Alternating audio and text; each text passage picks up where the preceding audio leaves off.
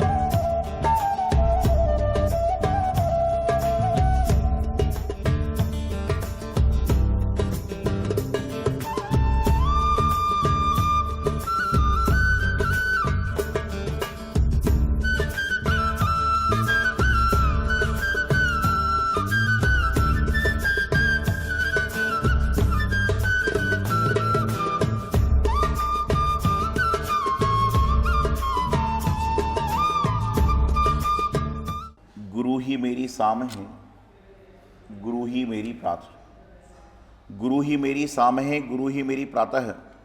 ऐसे मेरे गुरुदेव आचार्य सिद्धांत सागर जी महाराज के चरणों में मेरा बारंबार प्रणाम है।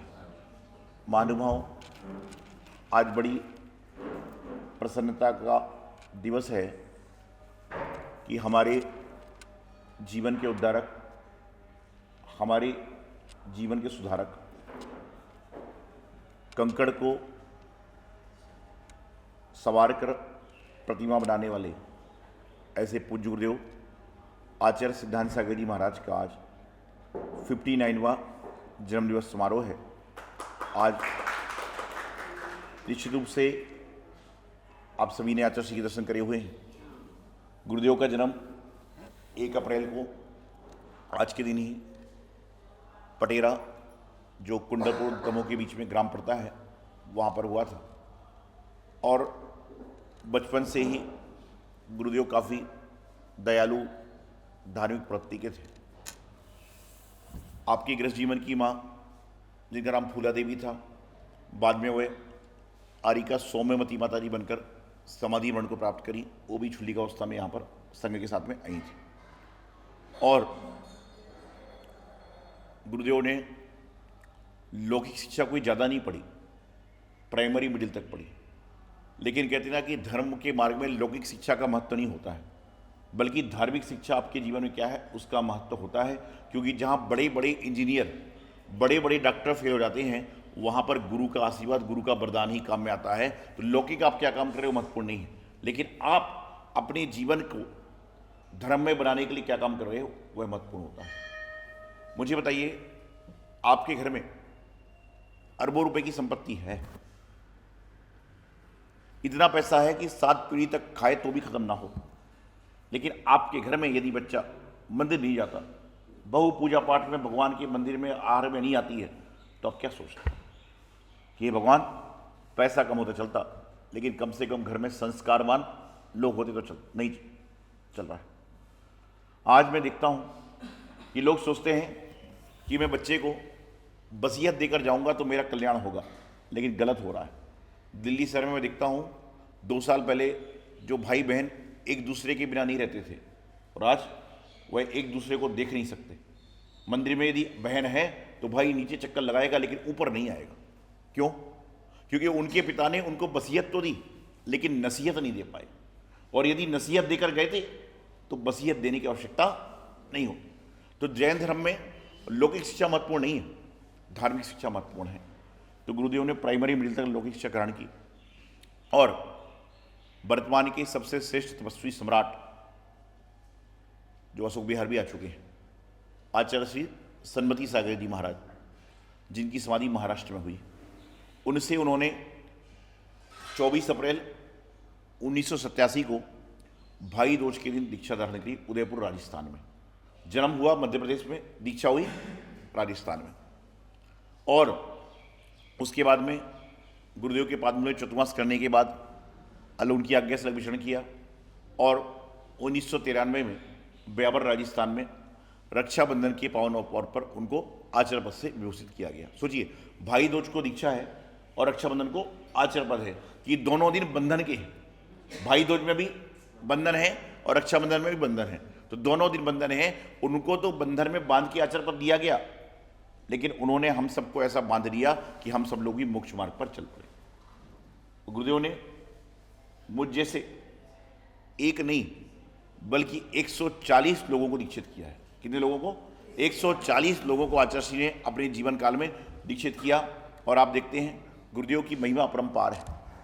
मैं तो कहता हूं कि गुरु तो मेरे गुरु हैं, गुरु ही मेरे प्रभु हैं, गुरु ही मेरी माता हैं, गुरु ही मेरे पिता हैं, और गुरु ही मेरे मित्र हैं, और गुरु ही मेरे सखा हैं।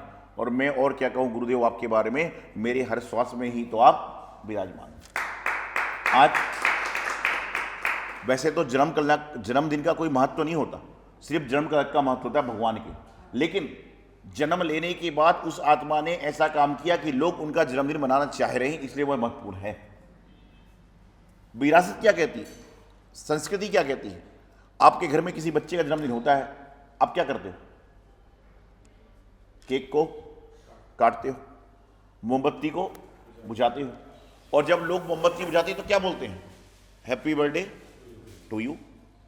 मुंह का थूक केक में गिर रहा है, और केक में गिरने के बाद लोग उसको मुंह में लगा रहे हैं और खा रहे हैं। सोचने वाली बात है, किसी किसी के थूक गिर रहे हैं और लोग उसको चाव से नाच नाच के खा रहे हैं। विचारनीय बात है। लेकिन संत का जन्मदिन होता है तो प्रातःकाल से दीप जल रहे हैं, क्योंकि संत का जन्मदिन इसलिए मनाया जा रहा है कि इन्होंने अंधकार को नाश करके प्रकाश की ओर गए हैं। और ग्रस्त ने क्या किया?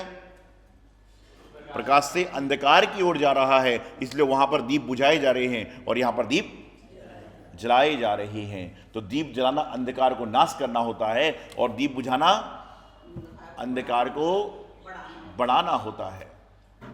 आचार्य श्री ने अपने जीवन काल में बहुत सारे राज्यों में विहार किया, और आज उनके शिष्य तो 140 हैं, लेकिन उनके प्रशिष्य को मिलाओ, अगर हमने अभी तक 24 दीक्षा दे दी, ऐसे उनके कई आचार्य, कई गृहिणी माता जी समय, तो सब मिला के 70-80 दीक्षा वो भी दे चुके हैं साधु उनके। तो 220-225 साधुओं के अधिपति हैं, 225 साधुओं का नेतृत्व कर रहे हैं ऐसे गुरुदेव।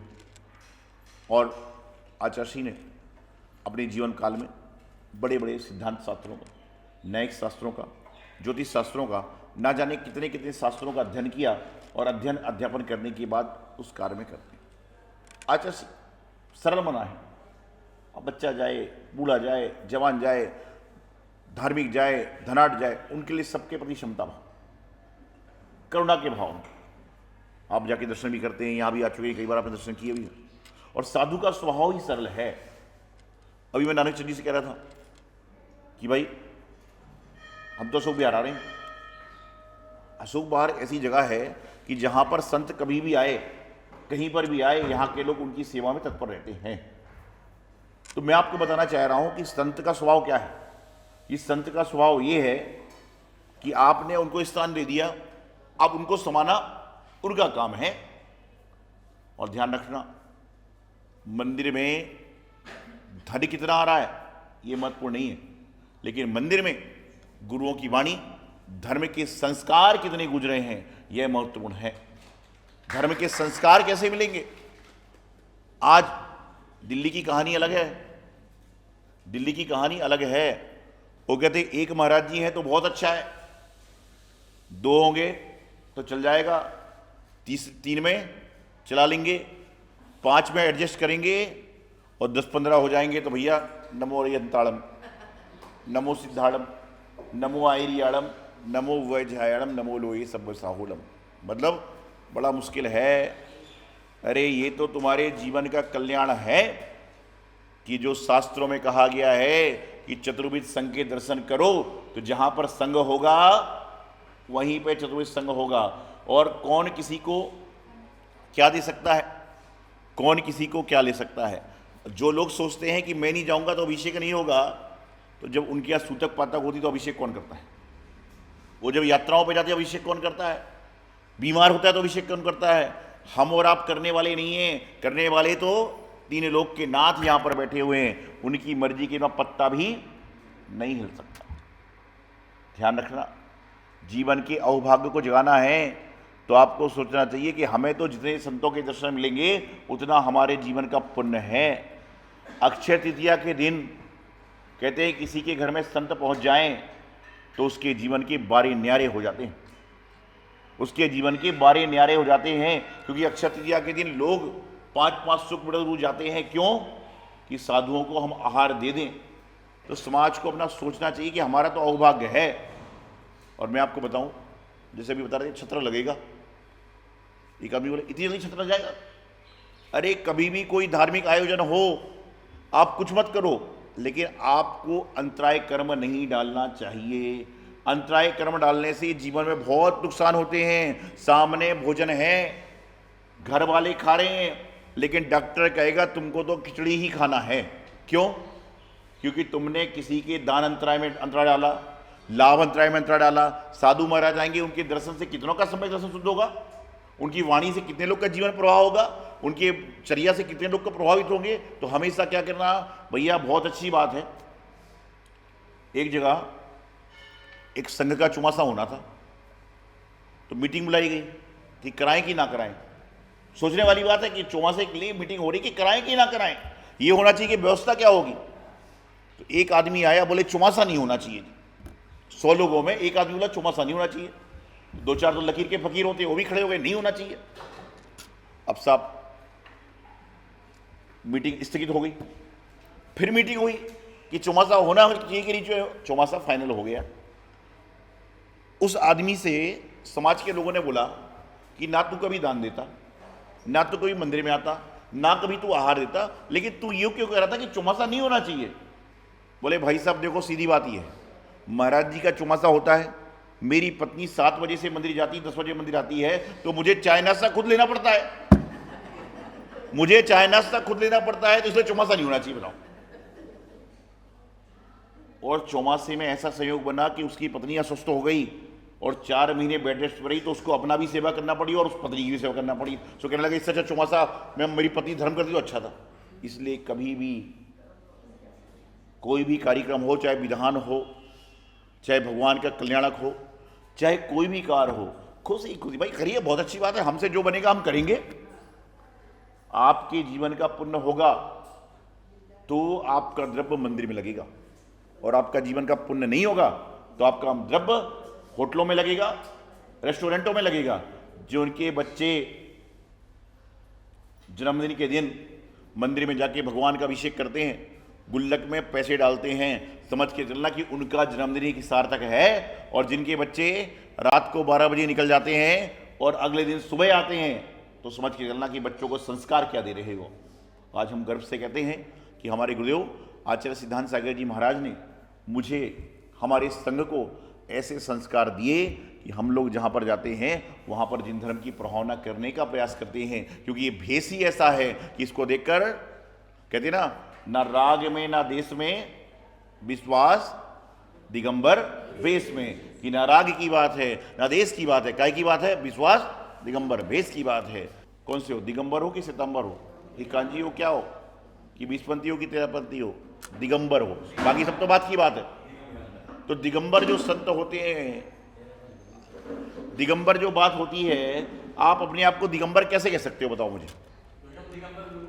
क्योंकि आपके गुरु दिगंबर हैं, प्रतिमाएं मंदिर में मौन हैं। आप चलिए, हम लोग कई बार बिहार करते हैं ना, तो आपको आपका जानकार कहेगा नानक चंद जी, सेठी जी, अमित जी, पंजू जी, और आपके महाराज जा रहे थे। क्यों?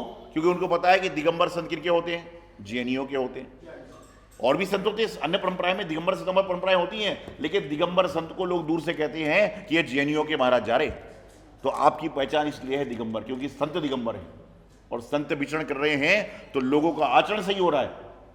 आज यहां पर इतने सारे लोग हैं, यदि कोई महाराज आ जाए, वो कहें कि मैं तो उससे नियम लूंगा जिसकी 2 प्रतिमा है, अब क्या करोगे आप?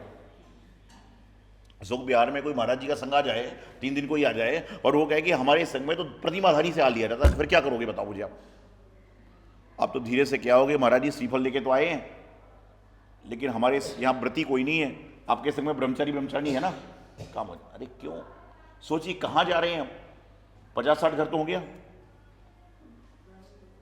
50-60-100 घर तो होंगे, व्रती कितने हैं, एक आध है क्या? सोचना है। आपने अपनी तरफ से प्रतिमाएं तो विराजमान कर दी, लेकिन प्रतिमा लेने वाला कोई नहीं। कैसे होगा?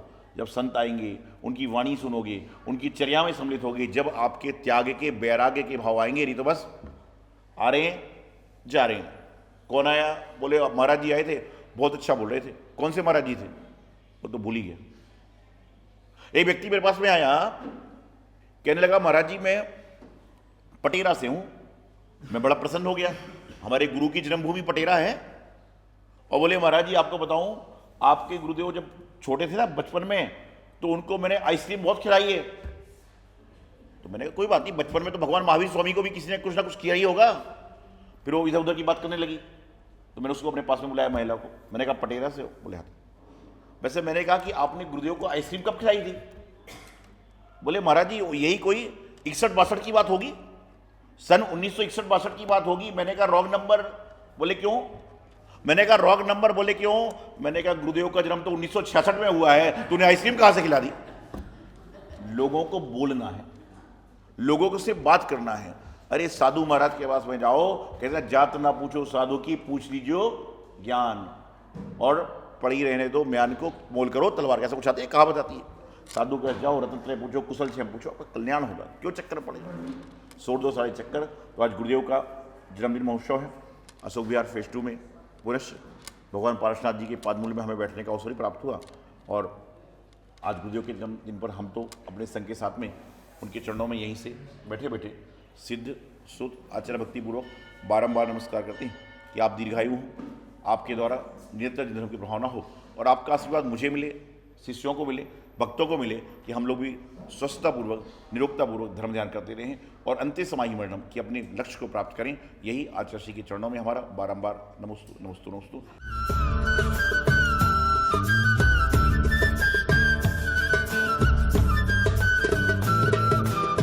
इस कार्यक्रम के पुण्यार्चक थे CA Rajeev Jain, Rekha Jain engineer, Ruchin Jain, Mansi Jain CA, Samkit Jain CA, Vasu Jain, Rudra एवं मीरा जैन परिवार नोएडा, श्री पारसमणि जैन, श्रीमती शिल्पा जैन, अनवी जैन, आरना जैन परिवार नोएडा, आदर्श नूतन जैन, सौरभ, अंकिता, ईशानी जैन, अंकुर, ऋचा, आयशा, समायरा जैन परिवार ग्रीन पार्क दिल्ली, श्री अनिल जैन, श्रीमती मधु जैन, पोलो रोड दिल्ली, श्री राजेश कुमार जैन, श्रीमती अनीता जैन, अनीश जैन, आकांक्षा जैन, मेघा एवं मायरा जैन, सिद्धार्थ विहार गाजियाबाद।